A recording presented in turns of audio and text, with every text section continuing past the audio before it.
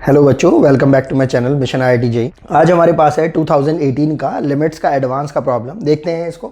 इसमें क्या बोल रखा है, for each positive integer n let yn equals to 1 by n into n plus 1 into n plus 2 into n plus 3 up to n plus n to the whole power 1 by n if limit n tends to infinity yn equals to capital L, then find the value of greatest integer function of L। ये जो symbol है वो हमें बता रखा है कि ये क्या होता है, ग्रेटेस्ट इंटीजर फंक्शन। तो प्रॉब्लम इस टाइप की आप कर ही चुके हैं। 2019 के अंदर इसी टाइप की एक प्रॉब्लम आई थी। इस टाइप की वैरायटी को वैसे तो हम लिमिट ऑफ सम बुलाते हैं, लेकिन क्योंकि इसके अंदर इंटीग्रेशन भी यूज होता है तो कुछ बच्चे कभी कभी कंफ्यूज हो जाते हैं कि इस पर्टिकुलर प्रॉब्लम को हम इंटीग्रेशन के अंदर लेकर सॉल्व करें या फिर हम इसे लिमिट में लेकर सॉल्व करें। मेरे अकॉर्डिंगली तो ये लिमिट के अंदर ही काउंट होगी, क्योंकि जो इसके अंदर इंटीग्रेशन हम यूज़ कर रहे हैं, डेफिनेट इंटीग्रेशन, वो बहुत ही ज़्यादा सिंपल सा है।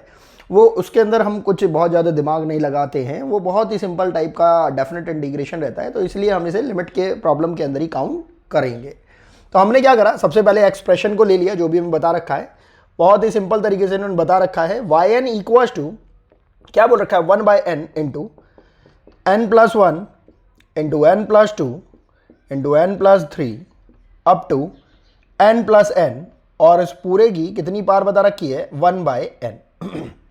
हम यहाँ पर देख पा रहे हैं कि ये जो एक्सप्रेशन है मल्टीप्लिकेशन के अंदर दे रखा है, और इसके अंदर इन्होंने मल्टीप्लाई भी इस तरीके से कर रखी है कि हम इसे फैक्टोरियल की फॉर्म में भी अभी रिप्रेजेंट नहीं कर सकते हैं। तो हम क्या करते हैं, हम इसके बारे में सोचते हैं कि आखिर हम इसको कैसे ईजिली रिप्रेजेंट कर सकते हैं।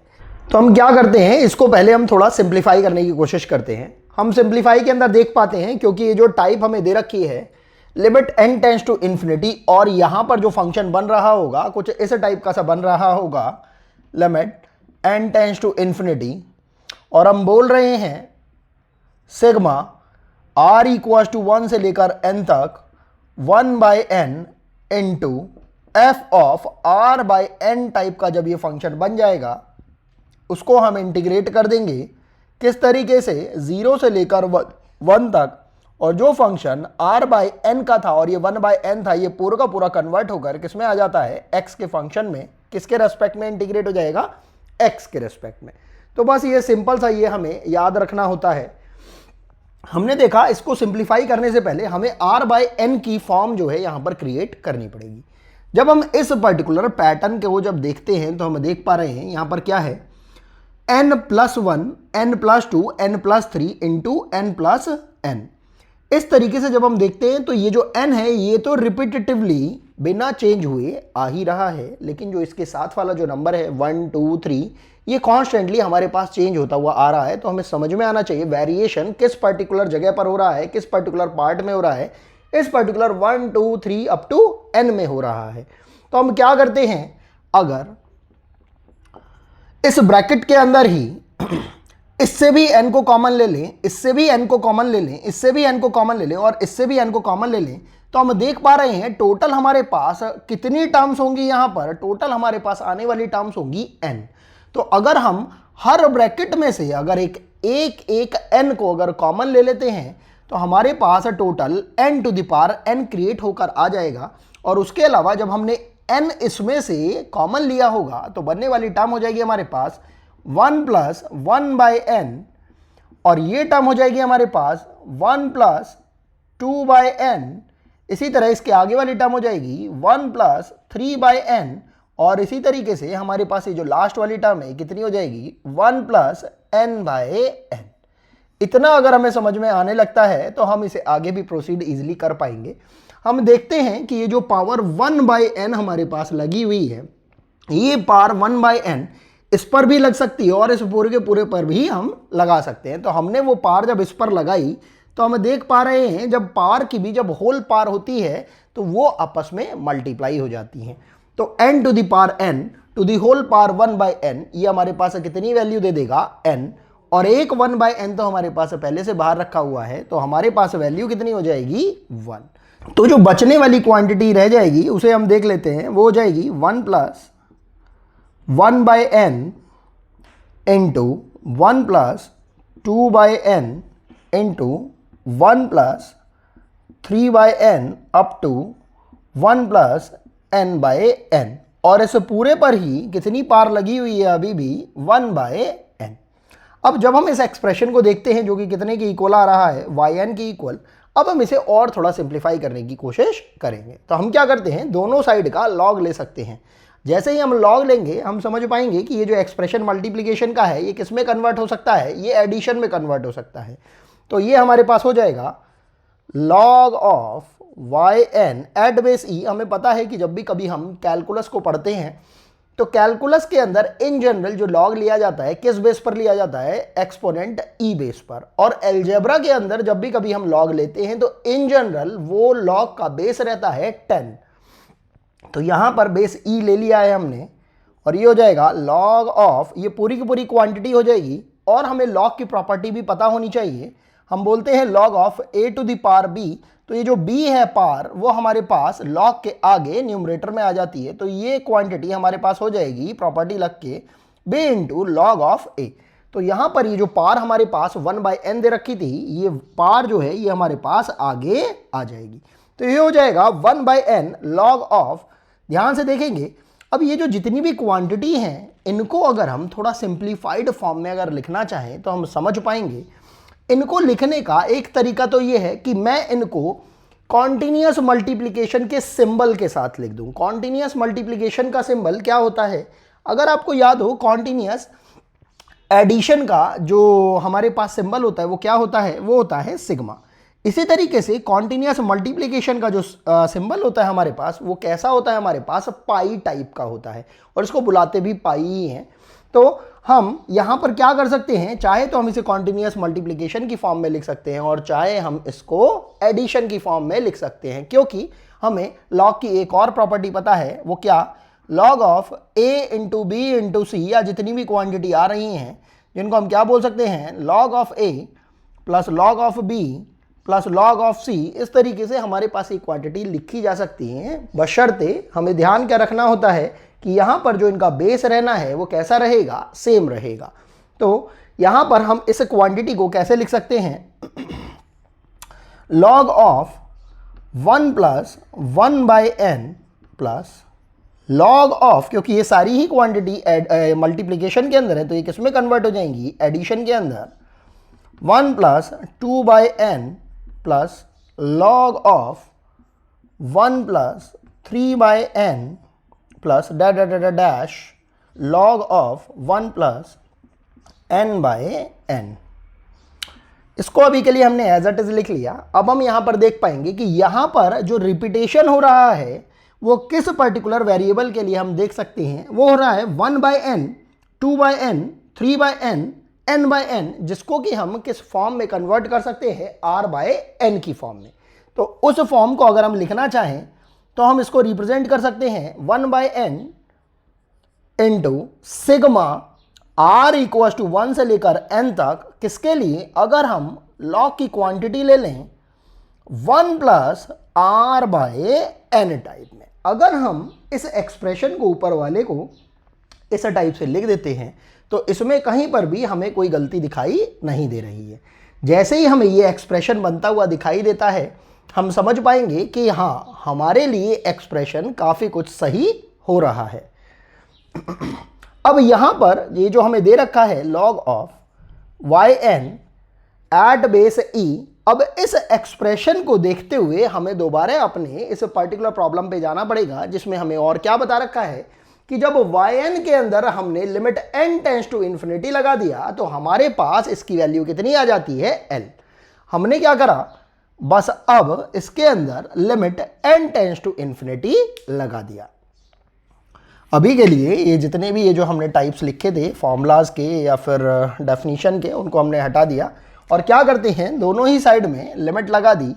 Limit n tends to infinity, ये कितना हो जाएगा हमारे पास, log ऑफ yn और इक्वल्स टू, ये हो जाएगा हमारे पास limit n tends to infinity 1/n sigma log of 1 plus r/n from r equals to 1 to r equals to n। और जैसे ही हम इस टाइप को देखेंगे हमें समझ में आएगा कि हम r/n को किससे रिप्लेस कर सकते हैं, x से रिप्लेस कर सकते हैं। तो हमारे पास ये एक्सप्रेशन कन्वर्ट होकर आ जाएगा, समझ में आना चाहिए, इंटीग्रेशन फ्रॉम 0 to 1 किसका, log of 1 plus and r by n किससे हमारा इंटरचेंज हो जाता है, x से, तो ये x आ जाएगा dx के रेस्पेक्ट में, मतलब x के रेस्पेक्ट में। और यहां पर क्योंकि हमें बता रखा है जब limit n tends to infinity लगता है yn के ऊपर, तो ये क्या बन जाता है हमारे पास l, तो हमारे पास वैल्यू आ रही है log ऑफ l। अब हमें बस सिंपल से इसको थोड़ा सा इंटीग्रेट करना है। हमने इंटीग्रेशन के अंदर एक रूल पढ़ रखा है, वो क्या होता है कि आइलेट के अकॉर्डिंगली ही हमारे पास जितने भी एक्सप्रेशन अवेलेबल होते हैं हम इंटीग्रेशन करते हैं।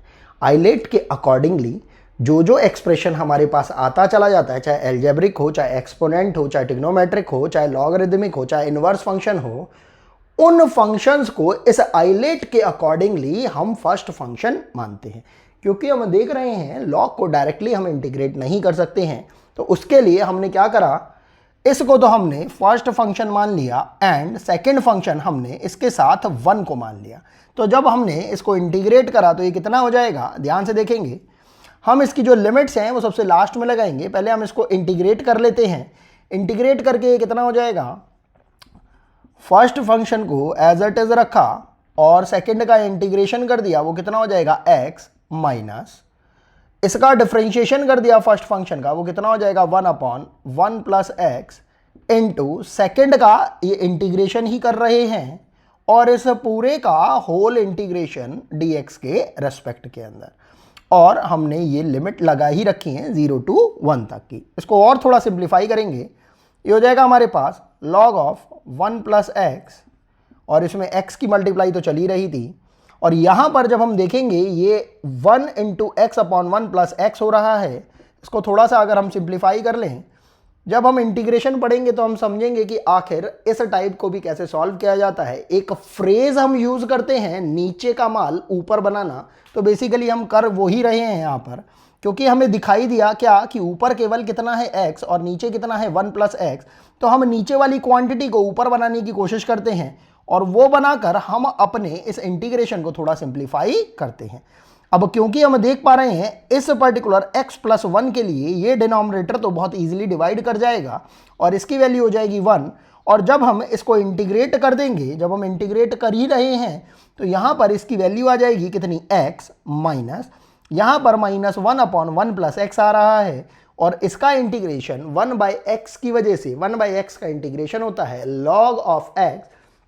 तो इसी तरीके से इस -1/1 प्लस एक्स का इंटीग्रेशन हो जाएगा log ऑफ 1 प्लस एक्स, और इसके ब्रैकेट को भी हमने बंद कर दिया और इंटीग्रेट कहाँ से कहाँ तक कर रहे हैं, 0 से लेकर 1 तक। और थोड़ा सिंप्लीफाई करेंगे, ये हो जाएगा log ऑफ 1 प्लस एक्स, और इसके साथ x की मल्टीप्लाई तो चल ही रही है, और इस माइनस साइन के हमने अंदर मल्टीप्लाई कर दी, ये कितना हो गया -x plus log of 1 plus x. बहुत सिंपल तरीके से हमने इसको सॉल्व कर लिया है, और हम देख रहे हैं डेफिनेट इंटीग्रेशन का जो यूज़ किया गया है वो बिल्कुल ही एनसीईआरटी से भी नीचे लेवल का किया गया है। बिल्कुल ही बेसिक हमने इसके अंदर डेफिनेट इंटीग्रेशन का यूज़ किया है। अब यहाँ पर हमें करना सिंपल से इतना है कि ये जो हमें लिमिट्स दे रखी हैं, इन लिमिट्स को, ये जो हमें upper limit and lower limit दे रखी हैं, इनको बारी बारी से रखना है। रखने का तरीका सिंपल से बस इतना ही होता है कि पहले हम अपर लिमिट रखते हैं और माइनस करते हुए फिर हम लोअर लिमिट रखते हैं।